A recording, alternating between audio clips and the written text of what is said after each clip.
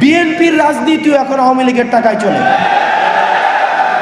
খুনিদের বিচার হচ্ছে এই অন্তর্বর্তীকালীন সরকারের উপদেষ্টাদের প্রধান এবং প্রথম সংস্কার। নির্বাচন না সংস্কার, এই স্লোগানটা সমস্যাজনক স্লোগান।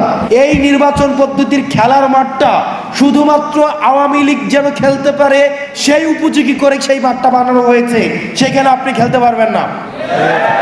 আপনি আগে সেই মাঠের সংস্কার চাইতে হবে। 5ই আগস্টের পূর্বের আওয়ামী লীগ যেভাবে স্বাভাবিক অবস্থায় জীবনযাপন করত, এখন এসেও স্বাভাবিক অবস্থায় জীবনযাপন করে, এটা আমাদের ব্যর্থতা। এই ব্যর্থতা আসিফ নজরুল স্যারেরও ব্যর্থতা। আমরা ওনার কাছে জানতে চাই,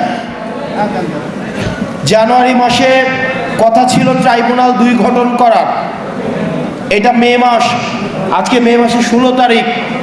আমরা স্পষ্টভাবে আপনার কাছে উত্তর চাই, কেন মে মাসে 16 তারিখ হয়ে যাওয়ার পরেও দ্বিতীয় ট্রাইব্যুনাল গঠন হওয়ার কথা থাকলেও এখনো পর্যন্ত গঠন হয় নাই?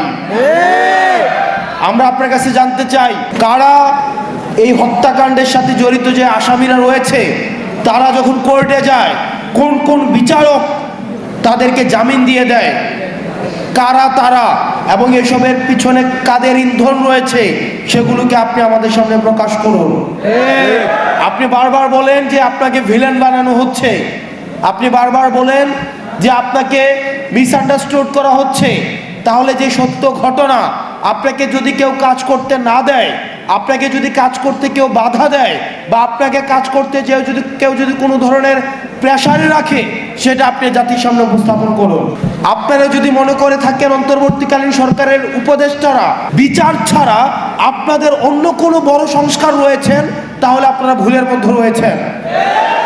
খুনিদের বিচার হচ্ছে এই অন্তর্বর্তীকালীন সরকারের উপদেষ্টাদের প্রধান এবং প্রথম সংস্কার। নির্বাচন না সংস্কার, এই স্লোগানটা সমস্যাজনক স্লোগান। কারণ এই স্লোগানের মধ্য দিয়ে মনে হয় যে আমরা হয় নির্বাচন চাই, না হয় সংস্কার চাই। বিষয়টা এমন না, আমরা দুইটাই চাই।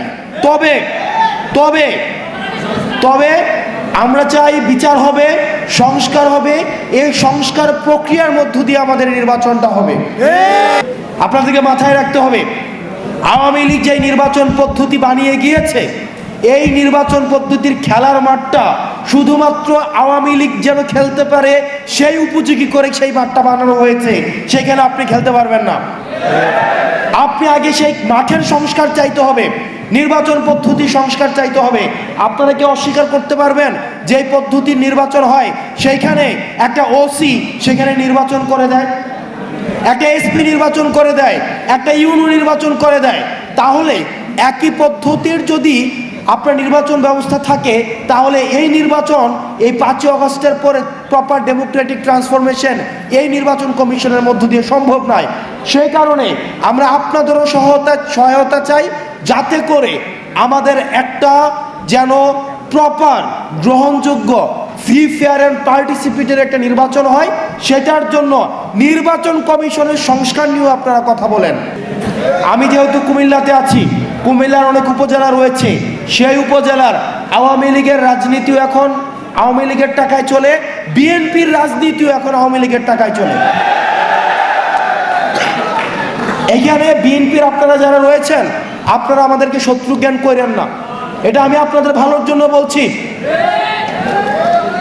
কুমিল্লার অনেক উপজেলা রয়েছে যেখানে সব দলের রাজনীতি এখন আওয়ামী লীগের টাকার কাছে বিক্রি হয়ে গিয়েছে।